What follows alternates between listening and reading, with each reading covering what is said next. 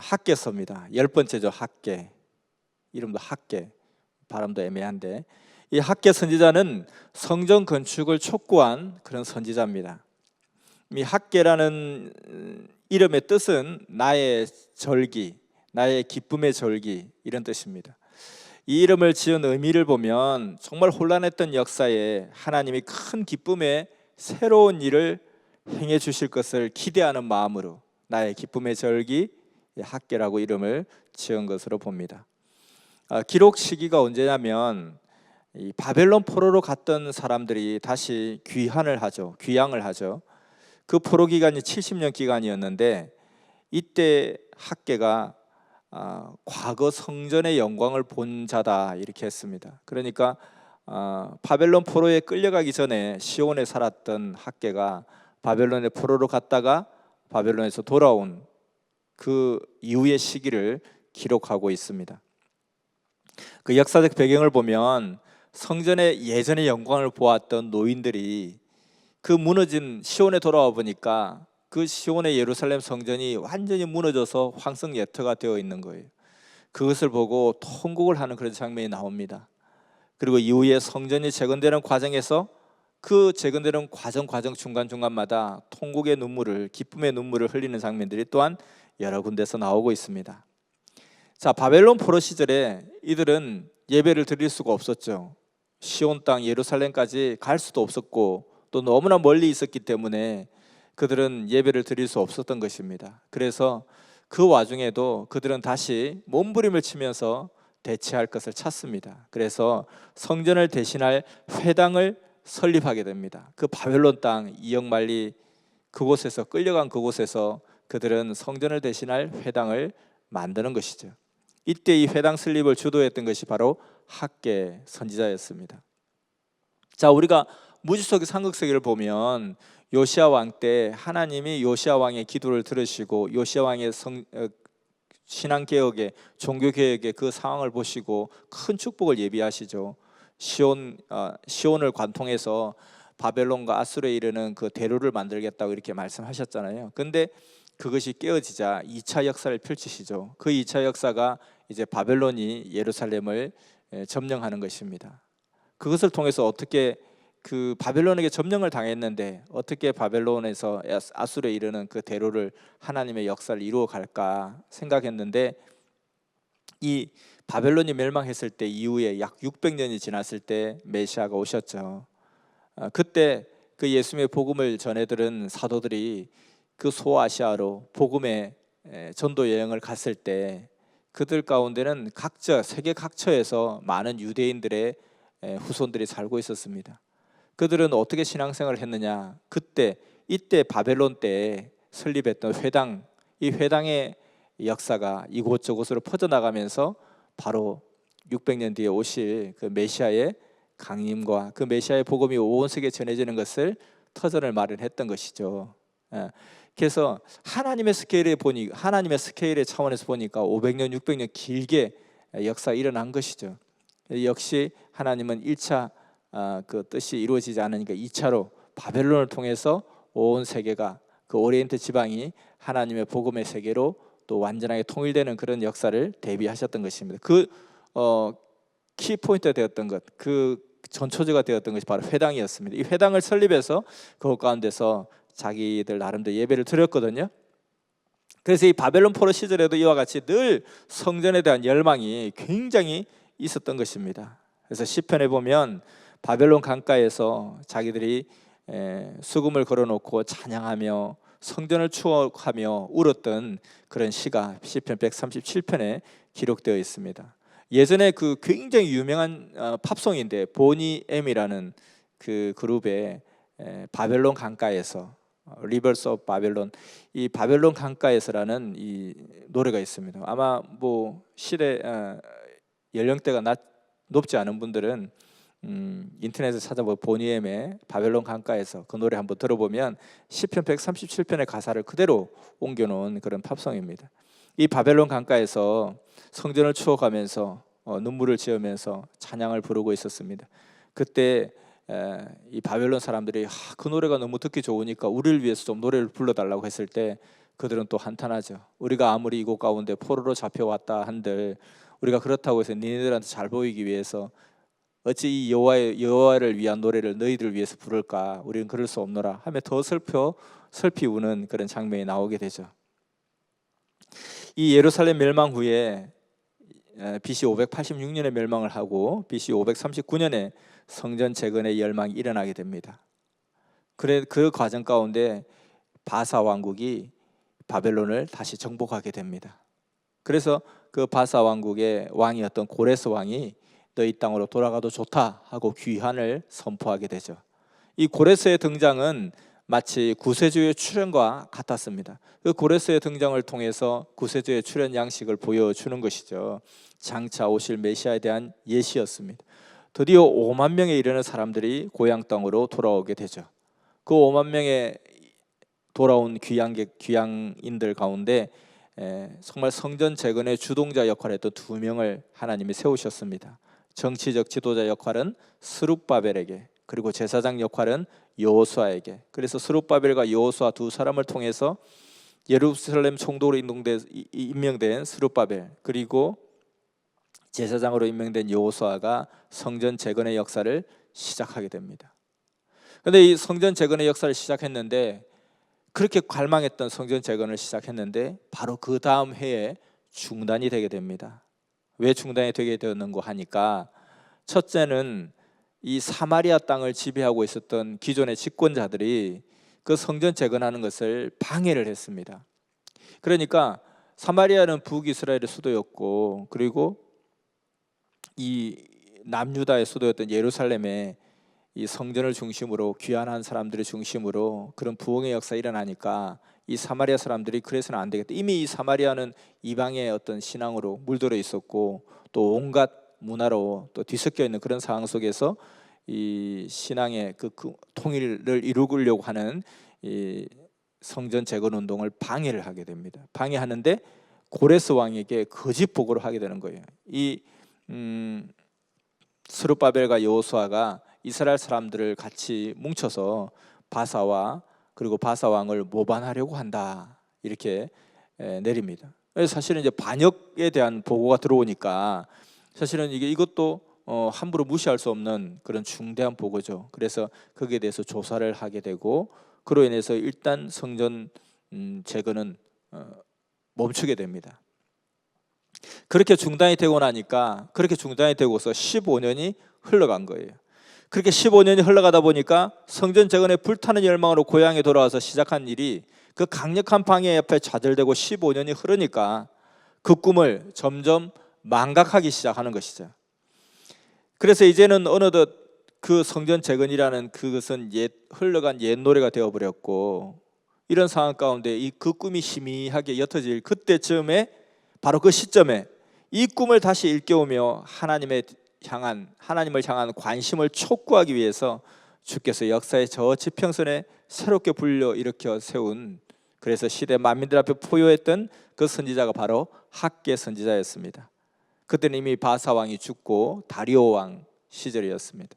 그러니까 바벨론 포로 시절에 그렇게 성전에 대한 열망, 성전에 대한 그 그리움을 갖고 품고 있었다가 귀한 명령을 받고 그 성전을 향해서 달려왔는데 보니까 성전이 완전히 황폐화되어 있었고, 그것을 보면서 통곡의 눈물을 흘리면서 우리가 다른 어떤 것보다 지금 우리가 우리의 사는 것도 궁핍하고, 우리 마치 한국전쟁 6.25 전쟁 끝나고 나서 바로 직전에 얼마나 참 처참하고 황폐했겠어요.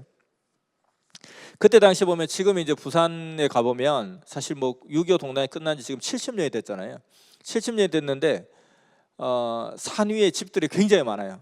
산 위에. 그래서 산 위에 있는 아파트는 산 정상보다 더 높아요. 그래서 무슨 산 위에 저렇게 집들이 많나, 거기까지 올라가려고 하면은 몇백 계단을 올라가야 되는 것도 수두룩하게 있어요. 그래서 왜 저렇게 되었을까 했을 때, 그 많은 사람들이 부산에 피난 왔는데 어디에서 잘 데가 없잖아요. 그래서 정말 어디 발붙일 땅도 하나 없고, 그래서 어디 가서 잠을 잘 수 있을까 찾아보니까 마을에 있는 공동묘지, 산에 있는 공동묘지, 거기에는 누가 간섭도 하지 않는 거예요. 왜 여기에 들어왔냐, 왜 여기에 자냐, 그런 말도 하지 않고, 정말 다 동네 사람들도 그냥 그곳을 지나가려고 하지 않았던 그런 곳에 가서 무덤과 무덤 사이에 가만히 떼기 하나 깔고 그 위에다가 그냥 하나 비닐 같은 거 하나 덮어 쓰고, 그러다가 거기에다가 새끼로 또 그리고 또 합판을 가져와서 덮고, 이러면서 그것이 집이 된 거예요. 그러면서 지금 온 산마다 집이 가득하게 되어 있죠. 자, 그리고 그와 같이 이제 막 그 포로에서 돌아오고 났을 때 얼마나 궁핍했겠어요. 그런 궁핍한 가운데도 오직 성전 재건이 우선이다.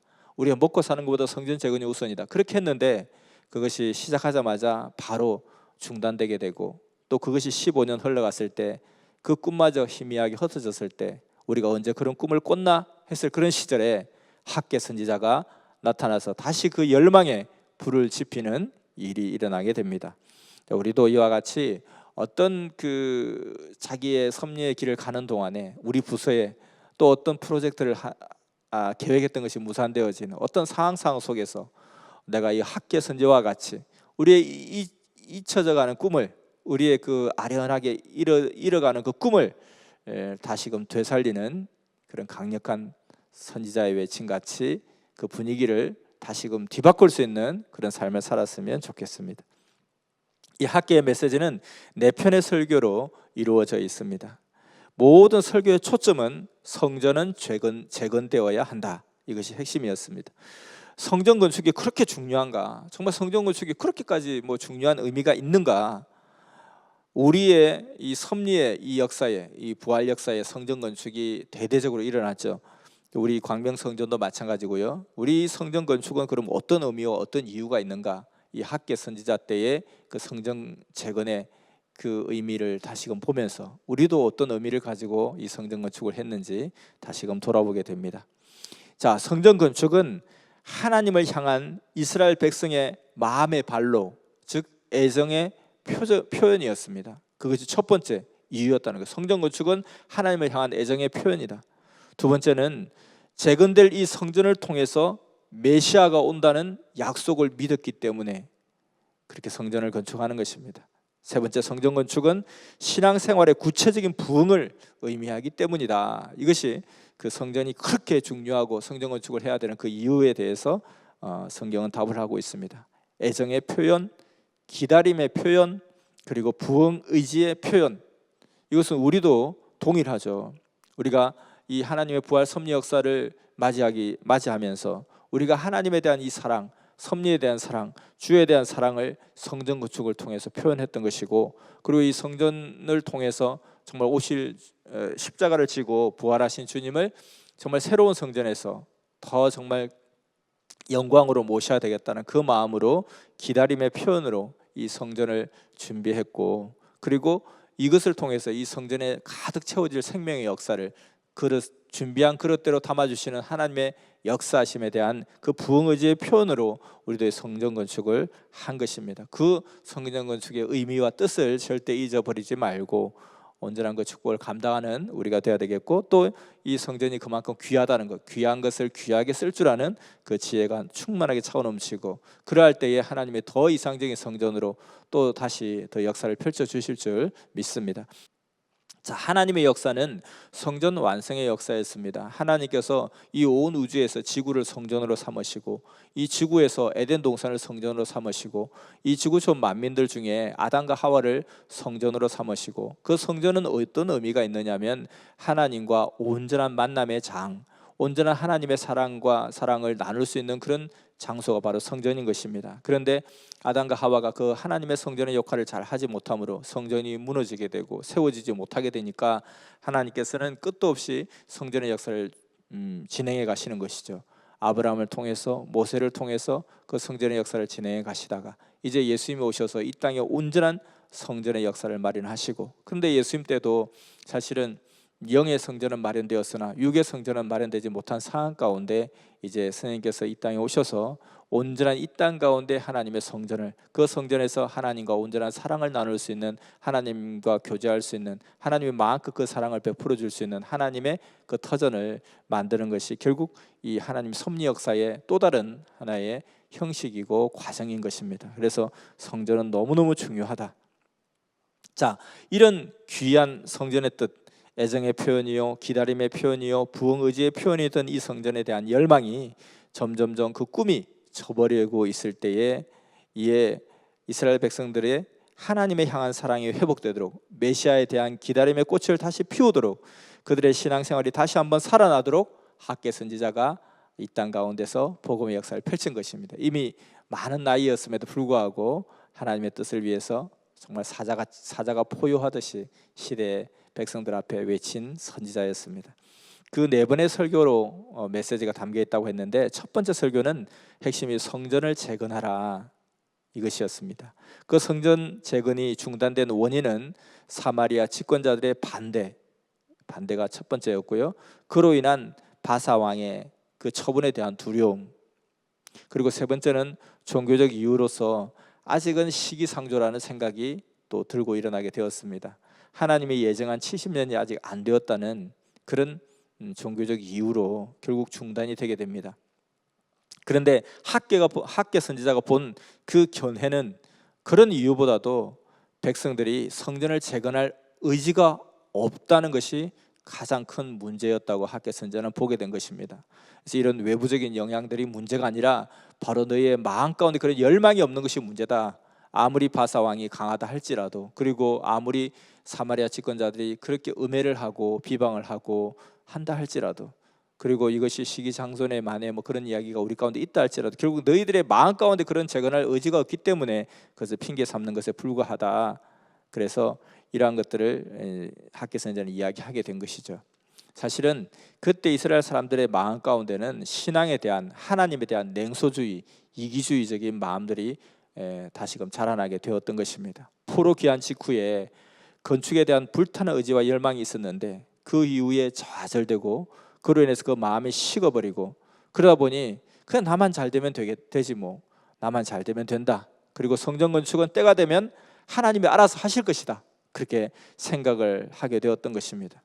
우리도 섭리길을 가다가 어떤 일을 하다가 시험이 들고 힘이 빠지게 되면 뭐 내 할 일만 잘하면 되지 뭐, 내가 무슨 영화를 보려고 내가 이렇게까지 해야 되나, 그러면서 하나님이 명하신 삶에 대한 도전과 의욕을 상실하게 되고 이기주의의 망령이 살아나게 된다는 것입니다.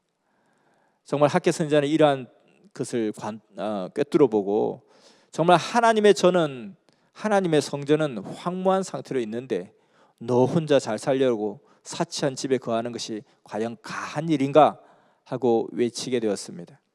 그래서 이 본문에 보면 너희가 많이 뿌릴지라도 수입이 적으며 먹을지라도 배부르지 못하며 마실지라도 흡족하지 못하며 입어도 따뜻하지 못하여 일꾼이 삭슬 받아도 그것을 구멍 뚫어진 전대에 넣음이 되느니라. 결국 이렇게 외치면서 너희 인생의 우선순위를 어디에 두고 있느냐 하고 질문을 던지게 됩니다. 마태복음 6장 33절에도 너희는 먼저 그 나라와 그 일을 구하라 하고 예수님이 강력하게 외쳤던 것처럼 절대적으로 인생의 우선순위가 어디에 있느냐, 그 첫 마음을 잃지 말아라. 도전을 상실하면 안 된다. 현실에 안주하면 안 된다. 도전하고 또 도전하라. 이렇게 학개가 외치게 되는 것입니다. 그렇게 외치니까 이스라엘 백성들이 그것을 심각하게 받아들입니다. 그래서 학개가 외치니 그들이 청종하였으며 듣고 따랐다는 것이죠. 그리고 여호와를 경외하매, 이렇게 다시 심정이 살아나는 것입니다. 자, 이에 하나님이 또 응답을 하시는 거예요. 내가 너희와 함께 하노라 하고 응답을 하십니다. 그래서 다시 성전 건축이 시작되게 되는 것이죠. 근데 그때가 한창 추수 때였어요. 하필 왜 그때 한참 바쁜 때에 성전 재건이 시작되었을까? 가장 바쁠 때에 행했던 것입니다. 자, 우리가 이 주일 예배도 보면 우리 섭리는 10시죠. 근데 이제 보편적으로 우리가 전통적으로 예전에 지켜왔던 시간이 11시였습니다. 왜 11시를 했을까? 11시를 하면 그 주일날 이것도 저것도 하기 참 애매해요. 그러니까 만약에 아침에 일찍 해버리면 빨리 예배 드리고 그냥 하루를 그냥 한 90% 또는 80%를 사용할 수가 있어요. 아니면 아예 그냥 밤으로 해버리면 그냥 전반부에 한 80% 정도의 시간을 사용하고 한 20%만 예배 드리는데 쓰면 돼요. 근데 이 과거에 우리의 그 사회가 대부분 농경 사회였잖아요. 그 농경 사회에서 11시 딱 하니까 아침에 일을 좀 하고 왔다가 예배 드리기도 애매하고, 그렇다고 예배 마치고 일을 하러 가기도 참 애매한 거예요. 그래서 어정쩡한 시간에 딱 걸어두고, 그리고 그 앞 시간은 예배를 준비하기 위한 시간, 그 뒤 시간은 그 예배 드린 것에 감사와 영광을 돌리며 교제하는 시간, 이렇게 해서 정말 주일날에는 아무것도 하지 않고 오직 하나님께 드리는 시간, 이 개념을 실천할 수 있는 제도적 장치라고 해야 되나요? 그렇게 딱 중간에 딱 박아놓고 자기 마음도 딱 그냥 묶어놓은 것이죠. 이와 같이 우리도 마찬가지로 어떤 바쁠 때, 오히려 한참 추수 때 오히려 그 성전 재건을 했던 그런 모습들을 보면서 가장 귀한 것을 하나님께 드리고, 또 하나님보다, 하나님의 그 사명 사역보다 하나님의 뜻보다 더 귀한 것이 없다라는 그런 것을 더 확고하게 하기 위해서 하나님의 때를 이렇게 설정하신 것이다 이야기할 수 있겠습니다. 어떤 사람이 이제 우리가 보통 보면 자기 그 신상을 쓸 때 취미, 특기 이런 데가 있잖아요. 취미는 뭐고 특기는 뭐다. 뭐 주로 취미는 독서, 영화 감상, 옛날에 뭐 그게 제일 흔했던 것 같아요. 근데 취미란에 기독교 이렇게 써놓은 사람이 있더라는 거예요. 아니, 취미는 뭡니까? 취미는 필수적인 게 아니잖아요. 그냥 시간이 남으면 하는 것, 여건이 되면 하는 것. 그러니까 취미가 기독교다. 이 시간이 남으면 신앙생활을 하고, 뭐 돈 쓰다가 남으면 헌금하고, 그런 게 아니라는 거죠. 이 신앙은 취미가 아니라는 것입니다. 바쁠 때, 어려울 때 하는 것이 더욱더 진짜죠. 가장 우선순위, 1순위가 되어야 된다는 것입니다. 그래서 성전을 재건하라. 하나님의 성전은 회파되어 있는데 너희 집만 사치하면 되겠느냐? 이게 가한 일이냐? 이것을 외치게 됩니다. 두 번째 설교는 굳세게 일하라. 굳세게 일하라. 이왕 하나님의 뜻을 위해서 하려고 하면 굳세게 일하라. 그로 인해서 좋은 결과가 있을 것이다. 신앙의 부흥이 있을 것이고, 하나님을 찬양하게 될 것이고, 그리고 마지막 핵심은 학개서 2장 7절에 나옵니다. 또한 만국을 진동시킬 것이며 만국의 보배가 이르리니 내가 영광으로 이전에 충만하게 하리라. 즉 보배, 메시아가 임하시는 터전이 된다는 것입니다. 이 성전을 통해서 우리의 신앙이 부흥되고 하나님을 찬양하게 될 것이지만, 근본적으로 핵심적인 것은 만국을 진동하게 될 이 만국의 보배가 이르게 될 것이다. 이것을 이야기하는 것이죠. 이 성전을 토대로 보배로운 구세주의 영광이 임할 것이니 여러분 그 꿈을 잊지 마시고 일어나 굳세게 일하여 이 성전 건축을 완수합시다 하고 외친 것이죠. 이에 하나님은 또 응답하십니다. 너희의 나중 영광이 이전의 어떤 영광보다 크리라 축복하시는 거죠. 사실은 이 솔로몬 시대 때는 굉장히 부가 축적되었던 그런 부강한 나라였죠. 거기에 비해서 이제 포로에서 귀환한 이 시대는 정말 가난하고 열악한 시대였습니다. 그러니까 그 원래 그 성전의 원래 원본이었던 솔로몬 성전의 그 뭐라고 해야 돼? 인테리어, 그리고 그 썼던 재료들, 이것과 지금 이제 포로 귀환해서 돌아와서 그냥 단장할 때 이 쓰는 재료들과 이 모든 인테리어가 어찌 비교할 수 있겠습니까? 상대도 안 되는 참 초라하고 궁핍하기 짝이 없는 그런 모습이었을 것입니다. 그렇지만 하나님께서는 그 희생 속에서, 고통과 역경 속에서 주 앞에 드려지는 이 헌신을 더 귀하게 보셨던 것이죠. 그래서 이 나중 영광이 이전의 그 영광보다 더 크리라, 이렇게 하나님은 축복하셨다는 거죠. 기뻐하셨다는 거죠. 세 번째 설교는 순수하게 드린 후에 복을 기다리라. 온전하지 못한 상황에서 드림에 대한 경고의 메시지를 보냈습니다. 순수하게 드리기를 원한다. 원망하며 드리는 것은 안 된다. 하나님께 최선의 것을 드려라. 정말 기쁜 마음으로 저는 하나님 앞에 최고의 것을 드리지 않고서는 만족할 수가 없습니다 하며 최고의 것을 드려라. 그래서 우리는 우리의 인생을 드리기로 했습니다. 나의 최고의 것이 무엇인가? 나의 삶을, 나의 인생을, 나의 젊음을, 나의 열정을 드리겠다 하고 우리 섭리길을 가는 것이죠. 자, 그리고 네 번째 설교는 세 번째 설교와 같은 날에 한 설교인데, 내가 너를 쓰리라, 이렇게 주제를 가지고 외쳤습니다. 가장 큰 축복은 주가 나를 쓰신다는 거죠. 주가 나를 쓰신다. 어떤 그 기복 신앙의 차원이 아니라, 복을 달라고만 하는 신앙이 아니라 정말로 내가 너를 들어 쓰리라. 주가 나를 쓰신다는 것이 얼마나 귀하고 큰 일입니까? 누가 쓰느냐에 따라서 그 사람의 가치가 달라지는 것인데 주가 나를 쓰리라.